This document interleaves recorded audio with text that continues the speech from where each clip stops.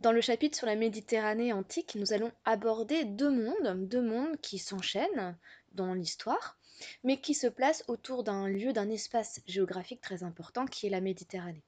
Commençons par ce premier monde que nous allons étudier, c'est le monde grec antique.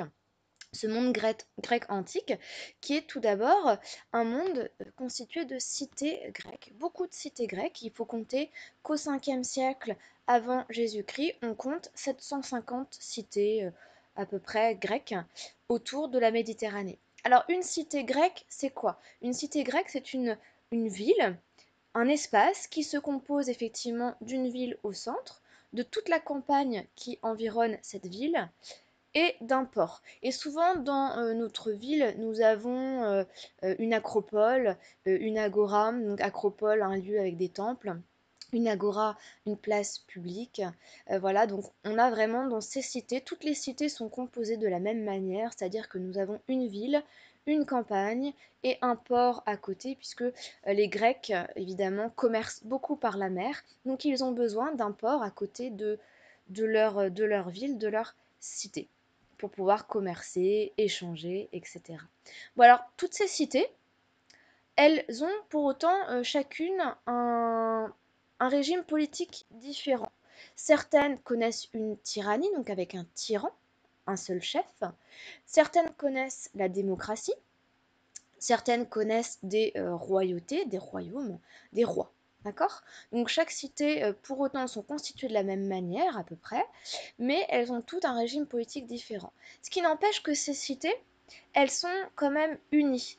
Tous ces Grecs de ces 750 cités et de leurs colonies, hein, parce qu'il y a des cités mais il y a aussi des colonies, bon, eh bien tous ces Grecs partagent la même culture, c'est-à-dire qu'ils parlent tous la langue grecque.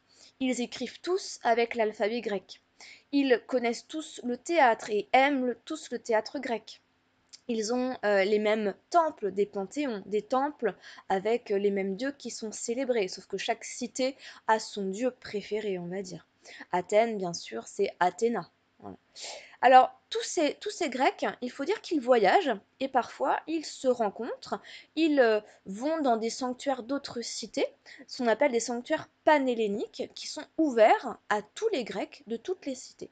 Donc ces Grecs, ils peuvent voyager, ils peuvent aller dans d'autres cités, rencontrer d'autres Grecs, ils peuvent aussi bien participer effectivement à des jeux collectifs, des jeux panhelléniques qui regroupent tous les Grecs. Eh bien, vous connaissez sans doute hein, ces Jeux olympiques qui ont été inventés en moins 776, ces premiers Jeux olympiques et qui réunissaient hein, tous les Grecs de toutes les cités pour dans des épreuves sportives. Bon, alors ce monde grec antique, il connaît une période d'apogée sous un personnage important qui s'appelle Périclès. Périclès qui est un homme politique hein, très important et les historiens vont même parler du siècle de Périclès parce qu'on va y voir un développement culturel et intellectuel sans précédent. On va voir les arts se développer énormément. Par exemple, Périclès va faire construire l'acropole d'Athènes, qu'on connaît encore hein, aujourd'hui, même si elle est un peu abîmée par le temps. Il va aussi faire construire un temple dédié à Athéna, abritant le trésor de Délos, la Ligue de Délos qu'on abordera plus tard. Et ce temple d'Athéna qui abrite le trésor de Délos, on l'appelle aujourd'hui le Parthénon. Donc pareil, si vous allez un jour à Athènes, vous pouvez croiser ces bâtiments qui sont un peu plus abîmés par le temps, mais qui ont été construits sous ce siècle de Périclès, donc un siècle vraiment d'apogée de la démocratie et de la richesse athénienne. Bon, sous Périclès, on a aussi les arts, je vous ai dit, qui se développent, comme évidemment le théâtre, avec des auteurs comme Échille, Euripide, Sophocle, qui sont des auteurs de tragédies grecques et qui sont très importants. Donc on est vraiment dans une période d'apogée des arts, de l'architecture, de la culture, etc., etc. Bon, Périclès, il ne va pas que juste construire des bâtiments ou enrichir Athènes, il va aussi redéfinir la citoyenneté athénienne qui existe depuis un petit moment, depuis un petit moment, on reviendra là-dessus, depuis le 6e siècle à peu près. Mais Périclès, il va redéfinir la citoyenneté athénienne. Par exemple, en moins 451, il va restreindre la citoyenneté. Désormais, seul un citoyen qui est né de père et de mère athéniens peut devenir citoyen. L'âge désormais est à 18 ans, il faut avoir 18 ans pour être citoyen. Il y a un service militaire qui est obligatoire, qu'on appelle l'éphébi. Et puis, le citoyen, le jeune citoyen, pour devenir citoyen, doit aussi prêter serment devant les hommes politiques de la cité. Et on considère qu'au 5e siècle avant Jésus-Christ, donc grosso modo le siècle de Périclès, eh bien on compte 40 000 citoyens à Athènes. Bon, autre chose, en moins 454, Périclès, il crée aussi le mistos. Le mistos, c'est très important. Pensez qu'avant, les citoyens qui étaient, évidemment, qui travaillaient, qui étaient parfois agriculteurs, qui étaient artisans, etc., bien, ils ne pouvaient pas forcément aller très facilement sur l'acropole pour pouvoir participer au débat de l'Ecclésia, pour pouvoir voter, parce que ça voulait dire qu'ils devaient partir quelques jours. S'ils habitaient la campagne environnante, ils mettaient un peu de temps avant d'atteindre la ville, puis il fallait qu'ils restent quelques jours sur place. Ça voulait dire que, bien sûr, pendant ce temps-là, leur travail n'était pas fait. Donc, ils perdaient de l'argent.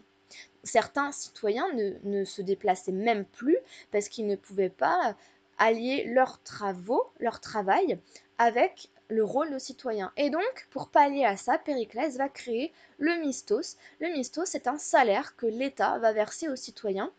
Et donc, les citoyens pourront plus facilement, sans perdre d'argent, venir, puisqu'ils sont payés pour aller voter, pour aller débattre à l'Ecclésia, pour aller à l'Héliée, à la Boulée, etc. Voilà, on reviendra là-dessus.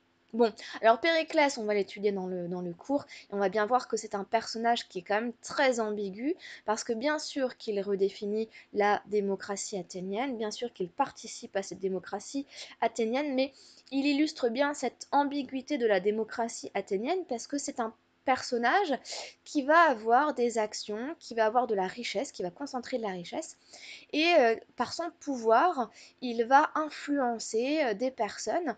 Donc il va illustrer cette ambiguïté. Très bien, la démocratie, tous les citoyens peuvent participer, mais en fait on se rend vite compte que les riches citoyens, ceux qui peuvent construire des temples, ceux qui peuvent financer les fêtes, sont beaucoup plus écoutés que d'autres citoyens qui sont plus pauvres. Et donc bien sûr cette démocratie elle est très ambiguë, puisque on a tendance à écouter et à se faire payer peut-être par d'autres citoyens plus riches pour voter comme eux, pour voter pour ce qu'ils disent. Donc on a vraiment cette ambiguïté et Périclès l'illustre très bien. Alors, voyons les fondements de la démocratie athénienne. Je vous ai dit qu'Athènes possède un régime démocratique. Alors, en fait, ce régime démocratique, il naît au VIe siècle avant Jésus-Christ grâce à différentes réformes politiques de plusieurs acteurs importants d'Athènes, notamment Clisthène.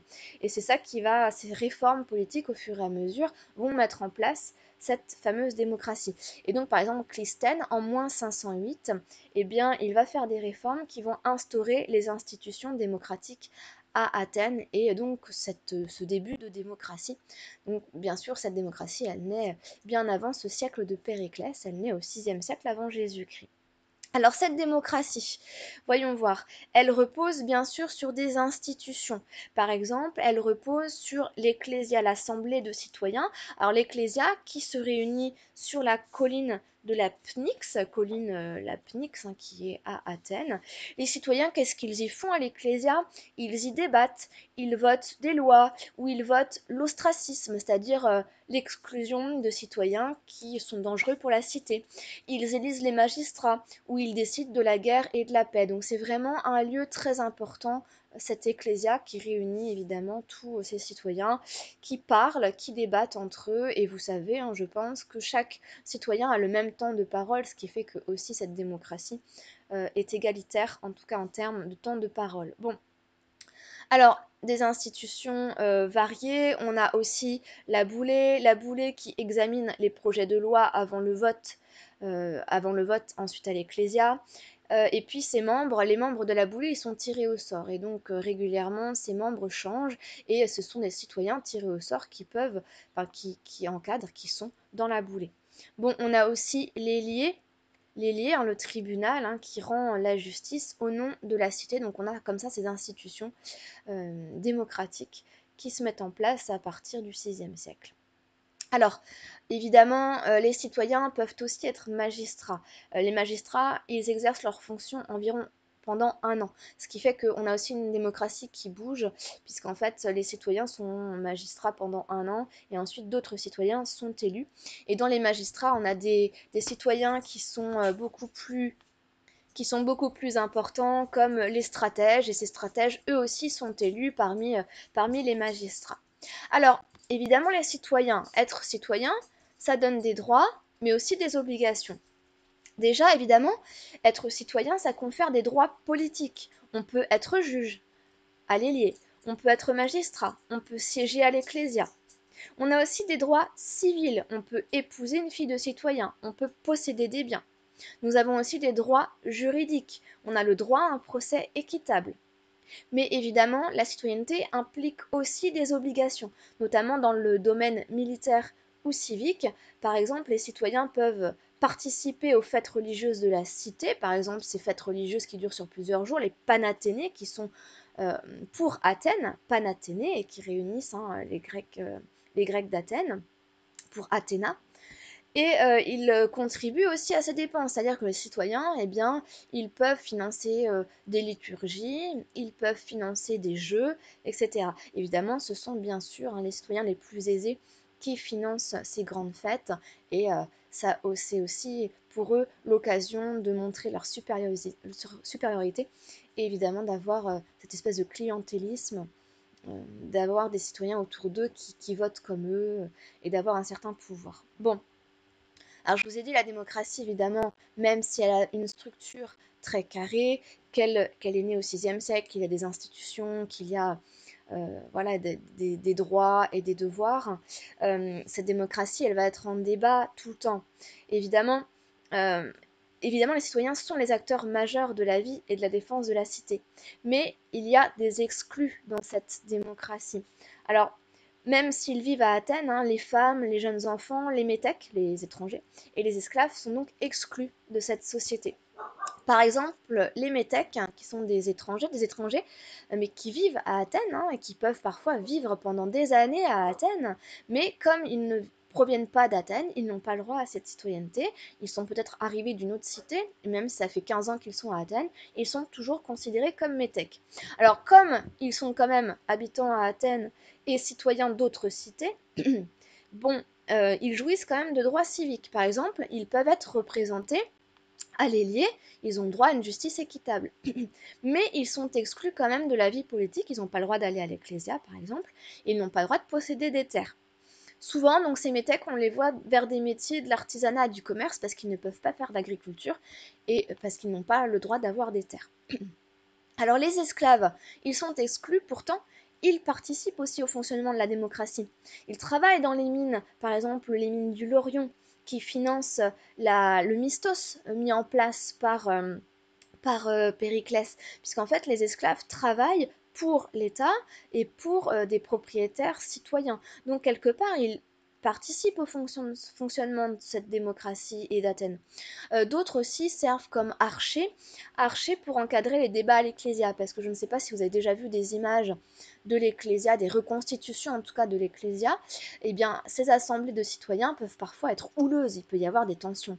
Et donc c'est encadré aussi par des archers au cas où il y a des violences. Et ce sont les esclaves qui sont les archers pour encadrer ce fameux débat à l'Ecclésia. Bon, les femmes aussi sont exclues de la citoyenneté, elles ne peuvent pas aller à l'Ecclésia, elles ne peuvent pas être magistrates, mais elles participent quand même à cette communauté, à cette démocratie, puisqu'elles transmettent la citoyenneté, puisque, je vous ai dit, depuis surtout les réformes de Périclès, il faut que la mère et le père soient citoyens pour que l'enfant, le fils, soit citoyen. Donc elles sont souvent qualifiées d'athéniennes en reconnaissance de leur implication dans la vie de la cité, et puis évidemment dans cette transmission de la citoyenneté à leur fils. Et évidemment, on reconnaît quand même leur rôle intéressant, notamment lors des fêtes religieuses, elles sont louées, célébrées, pour autant elles ne participent pas à cette démocratie. Et évidemment, les jeunes enfants ne participent pas à la démocratie athénienne également. Alors, mais cette démocratie, elle reconnaît effectivement certaines égalités entre les citoyens. Notamment, les citoyens sont égaux en droit. Ils sont égaux devant la loi, ce qu'on appelle isonomia, la loi isonomia, et chacun a le droit de prendre la parole à l'ecclésia. Chacun a le temps de parole et tout le monde, tous les citoyens ont ce droit, ont les mêmes droits de temps de parole, le droit de prendre la parole, etc. Cependant, il n'y a pas d'égalité sociale entre les citoyens. Et surtout depuis les réformes de Clisthène au VIe siècle, hein, les citoyens sont classés dans 4 classes censitaires. Censitaire, le sens, l'argent. Donc on a 4 classes en fonction de l'argent des citoyens. Et ces 4 classes, ça définit leur implication, l'implication des citoyens dans la vie de la cité. Par exemple, les plus pauvres vont avoir des rôles moindres. Par exemple, ils vont être rameurs quand il va falloir défendre la cité, alors que les plus riches, eux, vont être cavaliers. Donc ils vont avoir un rôle beaucoup plus important.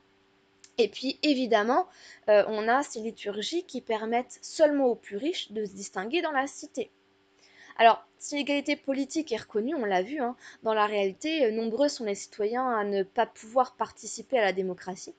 Et ce sont bien les Athéniens les plus aisés qui dominent cette démocratie. Et repenser à Périclès, on voit bien qu'il domine la démocratie athénienne le temps de son passage, en tout cas, à l'Ecclésia. Bon, alors évidemment, un résultat, ce sont les plus riches qui dominent.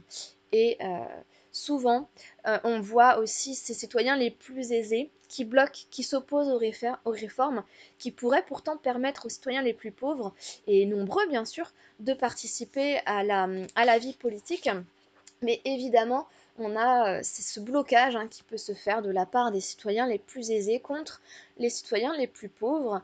Et pour autant, on va voir par exemple dans le théâtre, des pièces de théâtre, on va voir Aristophane et Euripide qui vont relayer ces questions, ces débats des limites de la citoyenneté. Donc on en est conscient et on sait que les plus riches dominent et que les plus riches bloquent les réformes pour les plus pauvres. Cependant, ça reste des débats et cette démocratie, ce modèle de démocratie va tout de même perdurer jusqu'en moins 322.